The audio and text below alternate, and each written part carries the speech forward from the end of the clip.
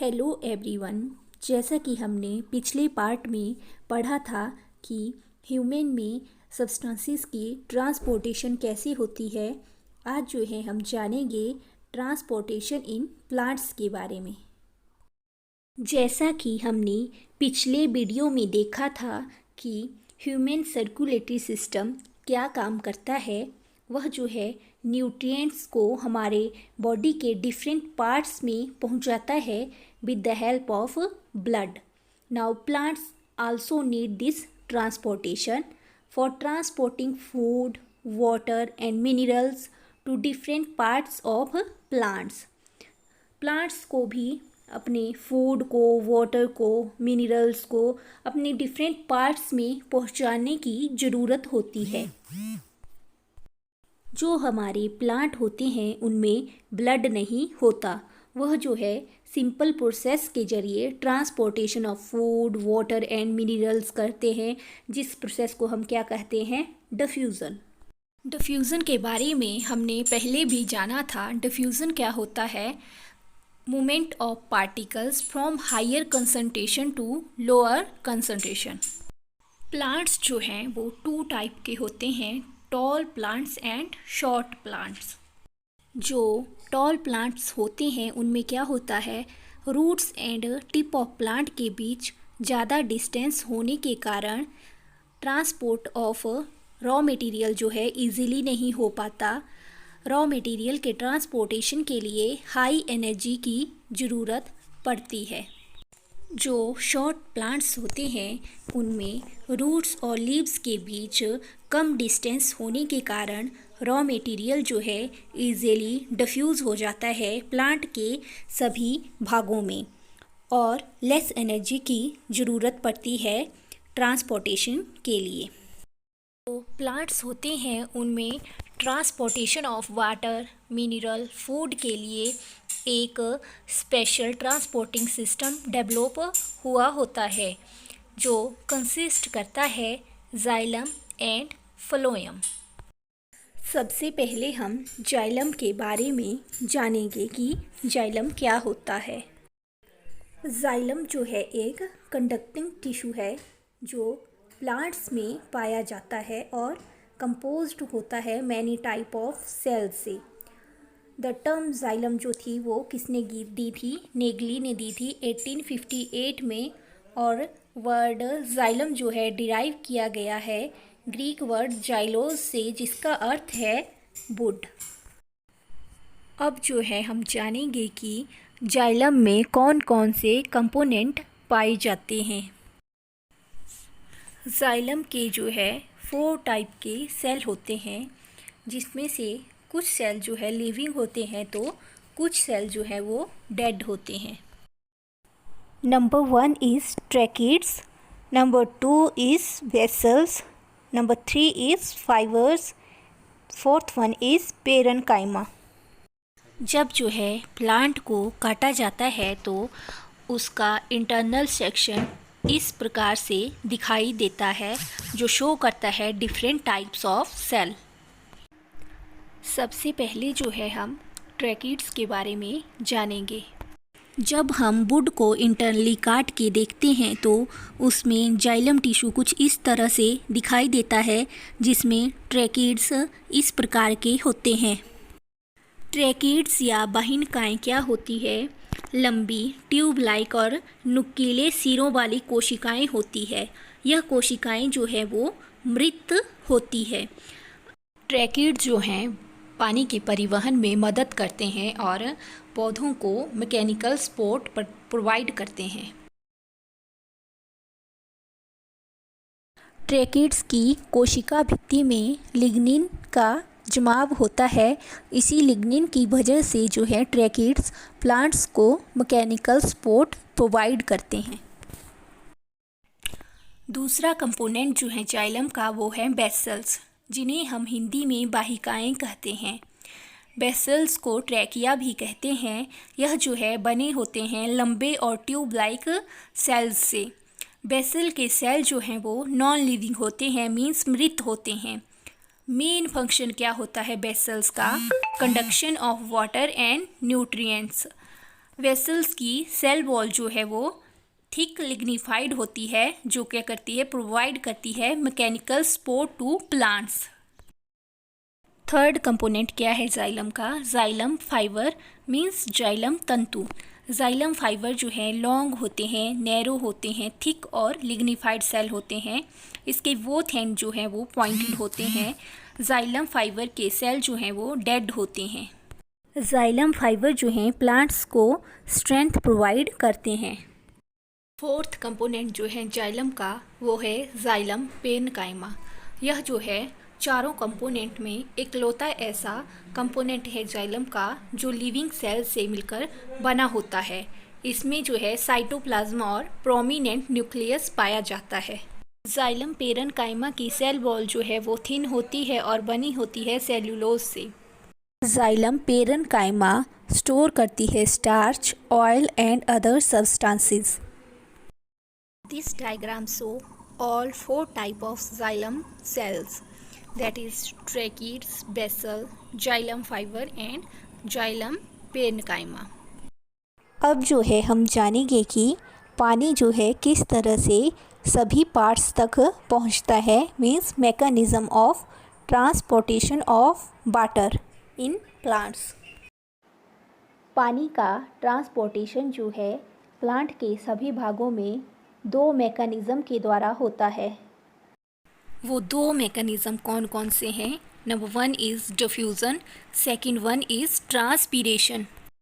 जैसा कि मैंने आपको पहले भी बताया था कि जो शॉर्ट्स प्लांट होते हैं उनके रूट्स और लीव्स के बीच कम डिस्टेंस होता है, जिसके कारण जो है वाटर और मिनरल इजीली ट्रांसपोर्ट हो जाते हैं प्लांट के सभी पार्ट्स में by the mechanism of diffusion. जबकि जो लंबे प्लांट्स होते हैं उनमें जो है डिफ्यूज़न प्रोसेस पर्याप्त नहीं है, इसलिए उनमें जो है एक अनदर मैकेनिज़्म होता है जिसे हम ट्रांसपीरेशन कहते हैं। ट्रांसपीरेशन को हिंदी में बाष्पो उत्सर्जन कहते हैं। ट्रांसपीरेशन क्या होता है? ट्रांसपीरेशन प्रोसेस जो है फोटोसिंथेसिस प्रोसेस के साथ साथ होती है।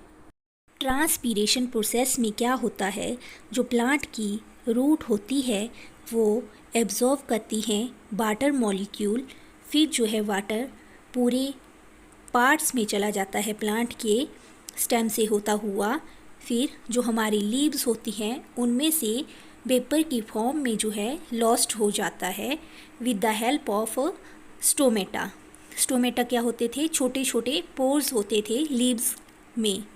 So we can say that evaporation of water from the leaves of plant through stomata in the process of photosynthesis is called as transpiration। evaporation means water जो है vapour बन के उड़ जाता है। evaporation कब होती है? जब टेम्परेचर इंक्रीज़ करता है या प्रेशर डिक्रीज़ करता है। ये सब तो था transportation of water and minerals in plant with the help of xylem basal by the process of diffusion in short plant and by the process of transpiration in long plant। पहले हमने जाना कि वाटर और minerals का transportation कैसे होता है। अब हम पढ़ेंगे कि प्लांट्स में जो है फूड का ट्रांसपोर्टेशन जो है कैसे होता है, फूड जो है सभी पार्ट्स तक कैसे पहुंचता है।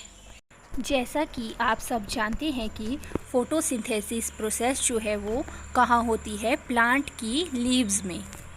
लीव्स में से ही जो है फूड का ट्रांसपोर्ट होगा प्लांट के सभी पार्ट्स में। We can say that transport of food from leaves to other parts of plant is known as translocation. Plants में फूड का ट्रांसपोर्टेशन किसकी हेल्प से होता है? फ्लोएम की हेल्प से। फ से फूड याद रख लेना और फ से फ्लोएम। फ्लोएम क्या है? फ्लोएम जो है कॉम्प्लेक्स टिश्यू है जो कंडक्ट करता है फूड को। जाइलम के साथ मिलकर जो है यह वेस्कुलर टिश्यू सिस्टम बनाता है। फ्लोएम जो है बना होता है बहुत सारी सेल से मिलकर, जिनमें कुछ एक जो है वो लिविंग होती हैं और कुछ सेल जो है डेड होती है। टर्म फ्लोएम जो थी वो नेगली ने दी थी 1853। टर्म फ्लोएम जो है वो ग्रीक वर्ड से ली गई है जिसका मीन्स है फ्लोइस, मीनिंग वॉर्क। वॉर्क जो है आउटर मोस्ट लेयर होती है वुड की। यह जो है इंटरनल सेक्शन है वुड का जो शो कर रहा है जाइलम और फ्लोएम, जो सेपरेट होते हैं, एक दूसरे से अलग होते हैं by the help of cambium. जो आउटर मोस्ट लेयर होती है वुड की वो होती है वार्क। जो जाइलम होता है वो डेड टिश्यू होता है जो कैरी करता है वाटर और मिनरल्स रूट से पत्तियों तक, जबकि जो फ्लोएम होता है वो फूड को ट्रांसपोर्ट करता है पत्तियों से सभी पार्ट्स तक। हम बात कर रहे हैं फ्लोएम की, तो फ्लोएम जो है 4 कंपोनेंट से मिलकर बना होता है। First component is sieve tubes, second one is companion cells, third one is phloem parenchyma and fourth component is phloem fibre. This diagram show 4 component of phloem, that is seed tube, phloem parenchyma, companion cell and phloem fiber। जो sieve tube होती है वो food conducting cell होती है phloem की। यह जो है लिविंग सेल है और इनमें न्यूक्लियस और लिग्निन एब्सेंट होता है। सीव ट्यूब में सीव प्लेट पाई जाती है जो अलाउ करती है फूड को to pass through phloem tube. दूसरा कंपोनेंट है कंपेनियन सेल्स, जिनको हम साथी कोशिकाएं भी कहते हैं। कंपेनियन सेल कैसी होती है? लॉन्ग होती है, नैरो होती है, जिनकी थिन वॉल होती है और ये लिविंग सेल है। यह जो है चालनी नलिका से जुड़ी हुई होती है। कंपेनियन सेल जो है सीव ट्यूब से जुड़ी हुई होती है with the help of plasmodesmata. जो कंपेनियन सेल होते हैं वो सीव ट्यूब के साथ मिलकर भोजन के परिवहन में मदद करते हैं। कंपेनियन सेल जो है उनमें न्यूक्लियस पाया जाता है और कंपेनियन सेल का न्यूक्लियस जो है सीव ट्यूब के कार्य को नियंत्रित करता है, क्योंकि सीव ट्यूब में न्यूक्लियस नहीं पाया जाता। फ्लोएम का तीसरा कंपोनेंट है फ्लोएम पेरेन्काइमा। फ्लोएम पेरेन्काइमा जो है थिन वॉल्ड सेल है, इनमें जो है प्रोटोप्लाज्म और न्यूक्लियस पाया जाता है। यह जो है लंबी और जीवित कोशिकाएं हैं। फोर्थ कंपोनेंट जो है फ्लोएम का वो है फ्लोएम फाइबर, मींस फ्लोएम तंतु। यह जो है लंबे और नॉन लिविंग सेल्स हैं फ्लोएम के। इनमें जो है लिग्निन प्रेजेंट होता है इनकी सेल वॉल में, और फ्लोएम फाइबर जो है प्रोवाइड करते हैं stability to companion cell and sieve tube. Phloem के चारों कंपोनेंट्स में सिर्फ फ्लोएम फाइबर जो है वो मृत है, बाकी 3 कंपोनेंट जो है वो लिविंग हैं। तो आज हमने क्या जाना कि जो प्लांट होते हैं उनमें मिनरल, वाटर और फूड का परिवहन जो है प्लांट के सभी भागों तक कैसे होता है। जो जाइलम होता है वो मेनली रिस्पॉन्सिबल होता है वाटर और मिनरल के ट्रांसपोर्टेशन के लिए, जबकि जो फ्लोएम होता है वो रिस्पॉन्सिबल होता है फूड के ट्रांसपोर्टेशन के लिए। इन दोनों में कंफ्यूज नहीं होना है। फ से फ्लोएम याद रख लेना, फ से फूड, मीन्स फ्लोएम जो है फूड का ट्रांसपोर्ट करता है। और हमने जाना कि जाइलम और फ्लोएम में कौन कौन से सेल्स प्रेजेंट होते हैं। जाइलम में प्रेजेंट थे आपके ट्रैकिड्स, बेसल, फाइबर और पेरेन्काइमा, जबकि फ्लोएम में प्रेजेंट थे sieve element, companion cells, fibre and parenchyma. अगर आपसे जाइलम और फ्लोएम के बीच डिफरेंस पूछें तो अब आप इजीली बता सकते हैं कि इनमें क्या डिफरेंस होता है। जाइलम जो है वो कंडक्ट करता है वाटर और मिनरल्स को रूट से to the body parts of plant, जबकि जो फ्लोएम है वह फूड का ट्रांसपोर्ट करता है लीव्स से सभी पार्ट्स ऑफ प्लांट में। ये जो जाइलम होता है वो क्या करता है, मैकेनिकल स्ट्रेंथ प्रोवाइड करता है प्लांट को, जबकि फ्लोएम जो है मैकेनिकल स्ट्रेंथ प्रोवाइड नहीं करता। जो एलिमेंट्स होते हैं जाइलम के, जो जाइलम पेरेन्काइमा है वही जो है एक लिविंग कंपोनेंट है जबकि फ्लोएम के सीव ट्यूब, कंपेनियन सेल तथा फ्लोएम पेरेन्काइमा जो है लिविंग कंपोनेंट है। फ्लोएम में सिर्फ फ्लोएम फाइबर जो है वो नॉन लिविंग था। जो जाइलम है वो कंडक्शन करता है यूनि डायरेक्शनल, मतलब वाटर और न्यूट्रिएंट जो हैं मिट्टी से जड़ों द्वारा अवशोषित किए जाते हैं और प्लांट के सभी भागों को भेज दिए जाते हैं ऊपर की ओर। जबकि जो फ्लोएम होता है वो फूड को ट्रांसपोर्ट करता है वाई डायरेक्शनली, मीन्स वह सभी दिशाओं में फूड को भेजता है। जाइलम में कंडक्टिंग चैनल कौन थे? ट्रैकिड्स, जबकि फ्लोएम में कंडक्टिंग चैनल थे sieve tubes. So we can say that xylem and phloem are main component of transporting water and minerals and food in plants. That's all about transportation in plants.